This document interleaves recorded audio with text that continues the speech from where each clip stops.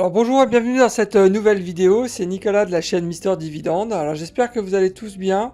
Aujourd'hui je vais vous proposer donc de passer en revue TELUS, qui un télécom canadien qui est même le leader sur le marché au Canada, qui propose un rendement sur dividende de 4,8%.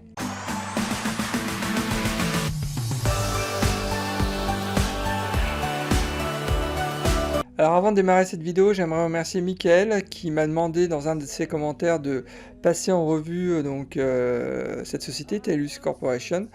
Pour être honnête avec vous, je ne connaissais pas cette société, le fait d'avoir fait quelques recherches, ça m'a permis de la découvrir et de découvrir aussi que c'est plutôt une belle boîte et vous allez comprendre pourquoi.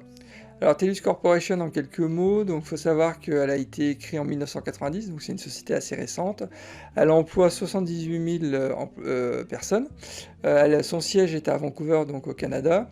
C'est un des leaders, comme je le disais, dans le secteur des télécoms avec Roger Communication et Shaw Communication. Son cœur de métier, c'est la téléphonie sans fil, puisque 57% de son chiffre d'affaires est représenté par la téléphonie sans fil, donc avec la 4G.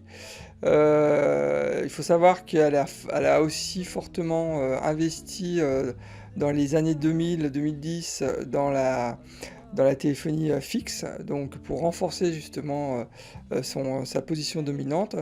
Faut savoir qu'il y a quand même 43% de son chiffre d'affaires qui est représenté par ce business. Donc quand on dit téléphonie fixe, hein, c'est tout ce qui est donc le téléphone fixe, la fibre optique, tout ce qui est aussi dans le domaine de la sécurité et aussi diverses solutions IT. Alors TELUS Corporation, symbole TU, alors faut savoir que le rendement sur dividende est actuellement de 4,79%, donc le rendement est plutôt intéressant. Le prix se négocie autour de 20 à 21 dollars et sa capitalisation boursière est à 27,3 milliards de dollars.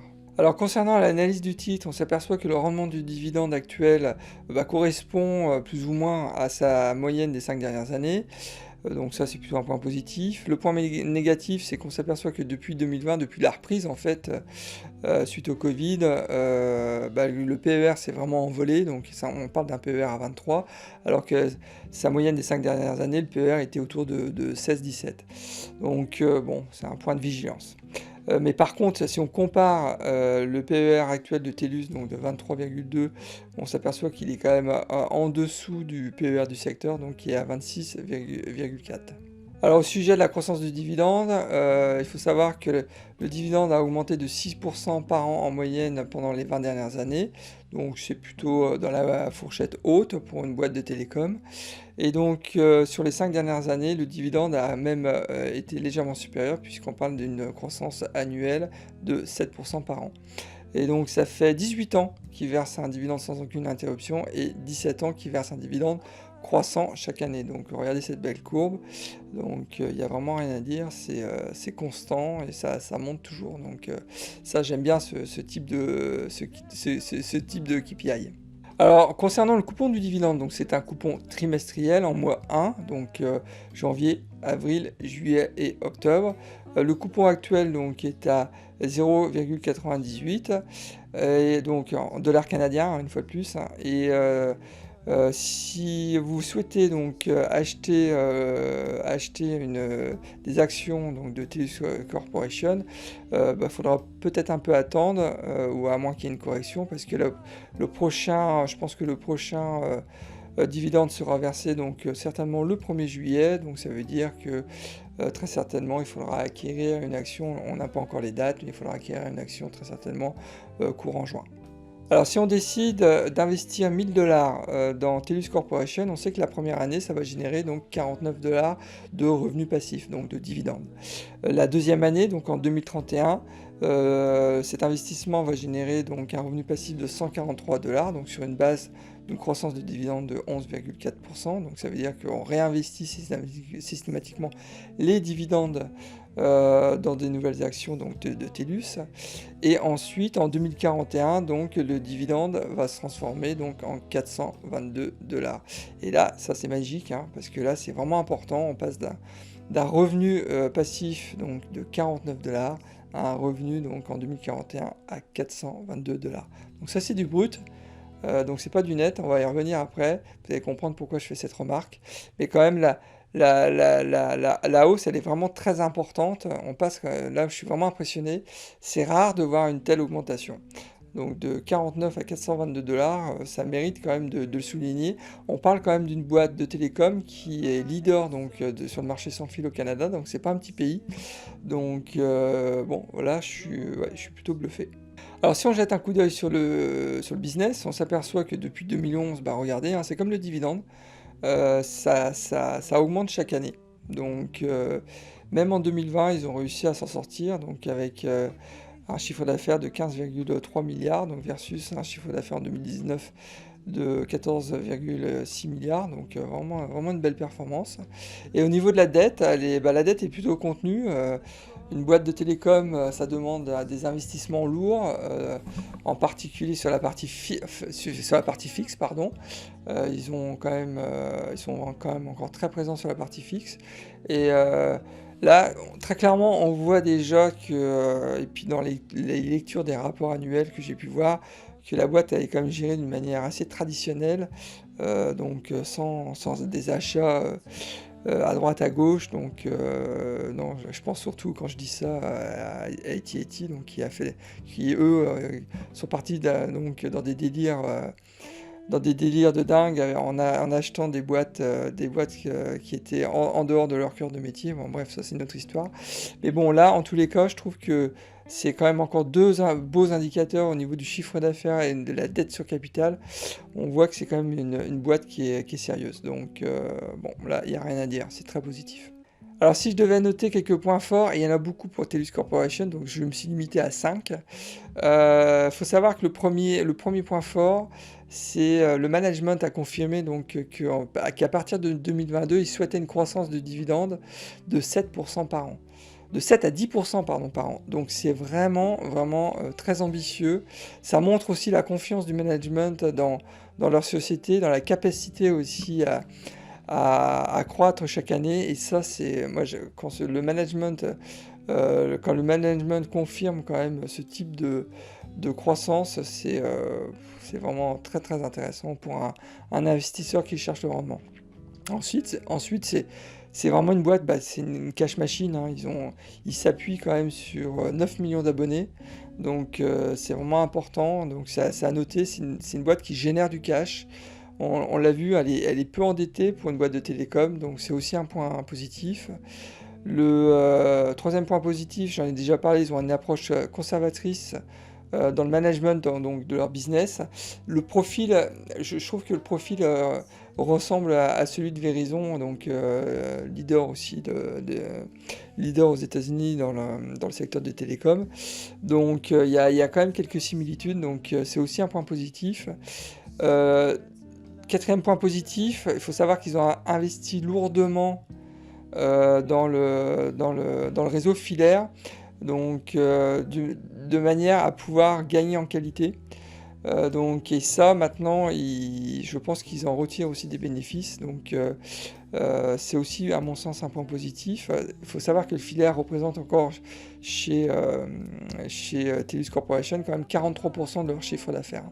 Donc, c'est quand même un gros business pour eux. Et enfin, le dernier point qui est peut-être pas le plus important, mais un des plus importants, c'est qu'il faut savoir que au Canada, donc le réseau sans fil donc a un niveau de pénétration du marché qui est encore très faible comparé en Europe ou aux États-Unis. Et je pense que là, il y a aussi un potentiel de croissance long terme qui est très intéressant, donc à la fois pour TELUS, mais aussi pour ses concurrents. Donc voilà, c'était donc mes 5 points positifs. Et je pense qu'il y en a d'autres hein, pour TELUS Corporation, mais voilà, moi je suis vraiment très très positif sur cette boîte. Mais par contre, il y a quand même quelques points de vigilance. Il faut savoir qu'en 2001, donc ils ont réduit la distribution de leurs dividendes pour justement investir dans les infrastructures internes et sans fil. Et donc ils ont le fait d'avoir réduit leurs dividendes. Je me pose la question, c'est suite donc aux achats de licences de la 5G, est-ce qu'ils vont pas aussi réduire la voilure? Alors ça va un peu en opposé avec ce que j'ai dit au sujet du management qui a confirmé qu'à partir de 2022, ils souhaitaient une croissance de 7 à 10%. Mais bon, voilà, je préférais le noter. Vous regarderez, hein, en 2001, ils ont baissé leur dividende, justement pour se donner la capacité à investir dans leur réseau. Donc c'est positif, hein. Je dis pas, mais pour quelqu'un comme moi qui cherche le rendement et aussi la sécurité, voilà, c'est un point qu'il faut noter. Ensuite, faut savoir que le Canada donc, souhaite ouvrir le marché, comme je vous ai dit, le réseau sans fil, donc la 5G, c'est vraiment un marché sur lequel il y a peu de concurrence, et ils souhaitent donc l'arrivée d'un quatrième concurrent. Donc ça, c'est le concurrent, donc il a été identifié, donc c'est BCE. Et donc là, forcément, il y a un risque de perte de part de marché. Donc alors le fait d'avoir un quatrième concurrent, c'est très bien pour les consommateurs, pour nous, mais quand vous êtes un investisseur, c'est forcément aussi un point de vigilance. Donc là, il y a clairement un risque. Le troisième risque, faut savoir que la distribution du dividende est en dollars canadiens, donc qui est une monnaie un peu plus faible que le dollar US. Donc il faut le noter, donc il faut l'avoir en tête. Et enfin, le dernier point de vigilance, il faut savoir qu'il y a une imposition à la source au Canada sur les dividendes de 25%, alors qu'aux États-Unis, il est de 15%. Ça veut dire quoi? Vous vous rappelez, quand je vous ai dit brut net au départ de la vidéo, faut savoir qu'un dividende de 4, je crois que le dividende actuel était à 4,79, 25%, ça vous retire quand même un point de rendement sur le dividende, donc c'est quand même c'est pas négligeable. Donc voilà, donc faut le savoir. Bon, on part quand même avec un dividende de 4,79 au départ, je crois. On passerait autour d'un dividende suite à cette imposition à la source à 3,50, 3,70, quelque chose comme ça. Bon, ça reste quand même intéressant. Donc voilà. Alors en résumé, je considère que le prix actuel, je suis très mitigé, j'ai failli mettre vert, mais le fait qu'il est monté depuis 2020 de manière très importante, c'était un PER autour de 16, on se retrouve avec un PER de 22-23, donc même s'il est en dessous le PER du secteur, voilà, j'aurais préféré payer la boîte avec un PER de 19-20. Bon, voilà, c'est pour ça que j'ai mis orangé, je suis peut-être un peu tatillon, mais voilà. Par contre, le rendement du dividende, même si on nous retire un point avec cette imposition à 25%, c'est un rendement qui reste intéressant. Je vous rappelle que c'est une boîte qui a l'ambition d'augmenter son dividende de 7 à 10% par an. C'est énorme, c'est très soulevé comme croissance. Donc moi, je veux bien m'asseoir sur un point de rendement si j'ai une garantie de 7 à 10% par an sur les 10 prochaines années. Donc c'est pour ça que j'ai laissé vert. Projection long terme, alors là je suis plus que vert, hein. C'est vraiment une super boîte. Donc merci à Michael, parce que ouais, vraiment là il y a quelque chose à faire. Moi j'ai mis cette boîte dans ma watchlist. Je vous en parlerai quand je déciderai d'acheter. Je vais peut-être un peu attendre, parce que le dividende, au final, je pense qu'il faudra acheter au courant juin et pas avant. Donc voilà, mais bon, voilà, je suis très très positif sur cette boîte. Alors on arrive à la fin de cette vidéo, j'espère qu'elle vous a plu, hein. N'hésitez pas à la liker, à vous inscrire aussi à ma chaîne YouTube si ce n'est pas déjà fait. Et je vous rappelle aussi l'importance de faire vos propres recherches avant d'investir. Moi je donne un simple avis donc sur les sociétés que je passe en revue.